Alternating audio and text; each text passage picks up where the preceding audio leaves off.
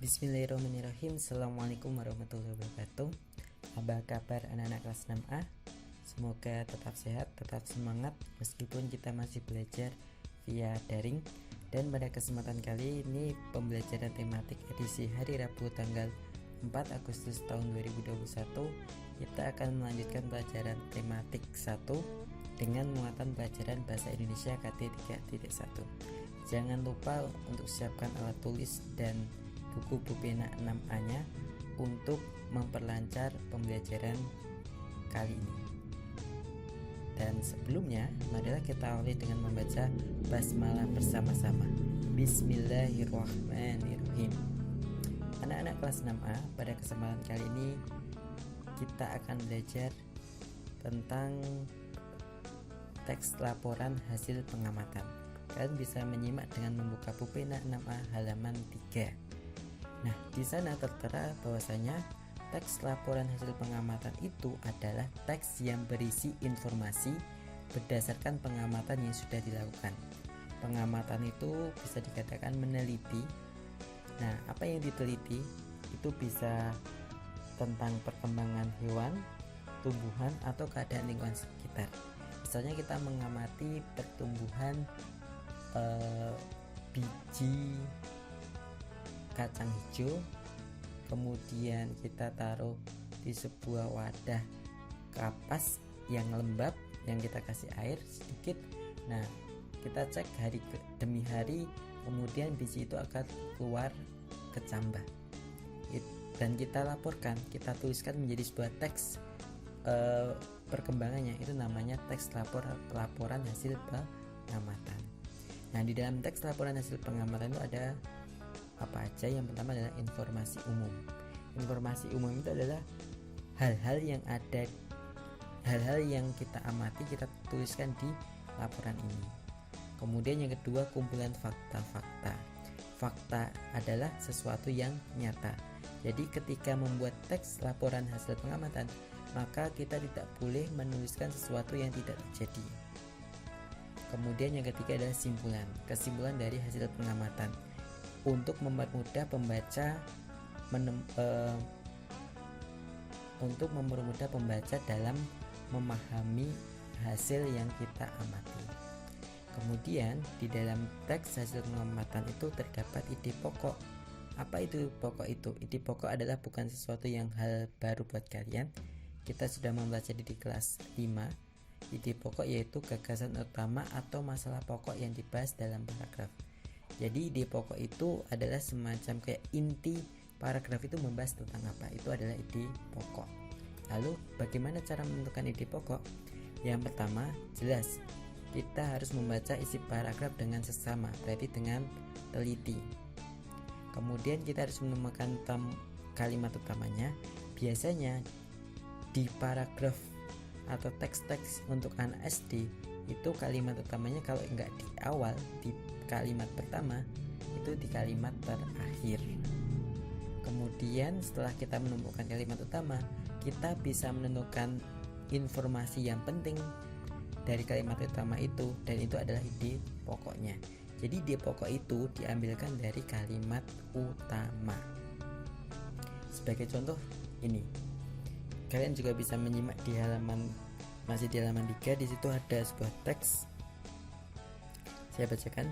Selain nasi dan jagung sebagai makanan pokok masyarakat Indonesia, terdapat pula singkong.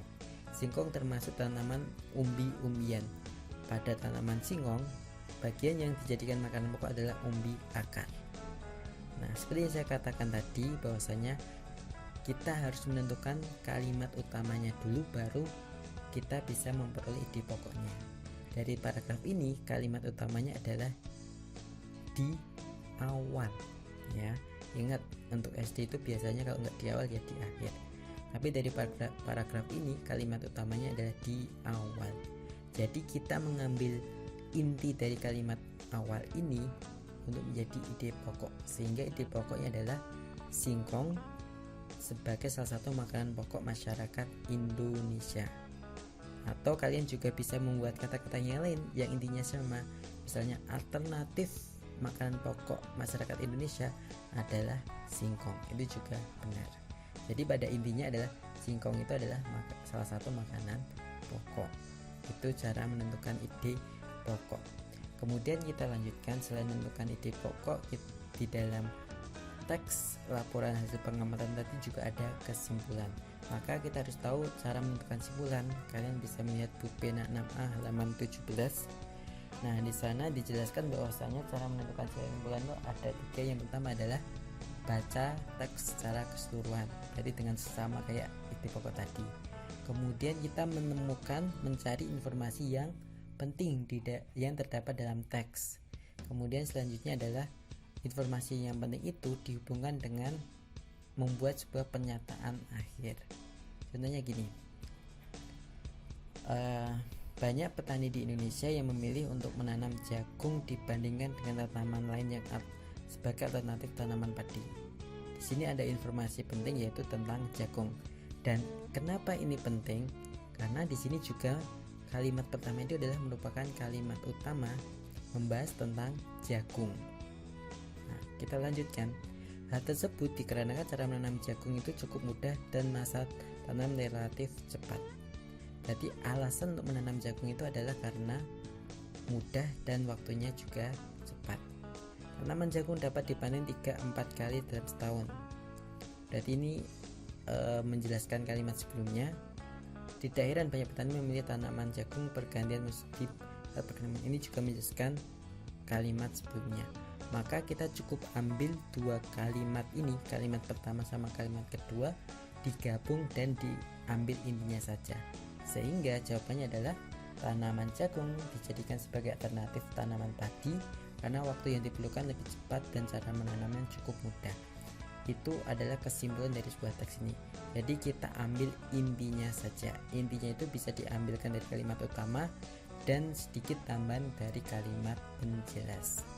Demikian pembelajaran materi tematik untuk muatan pelajaran bahasa Indonesia K3.1.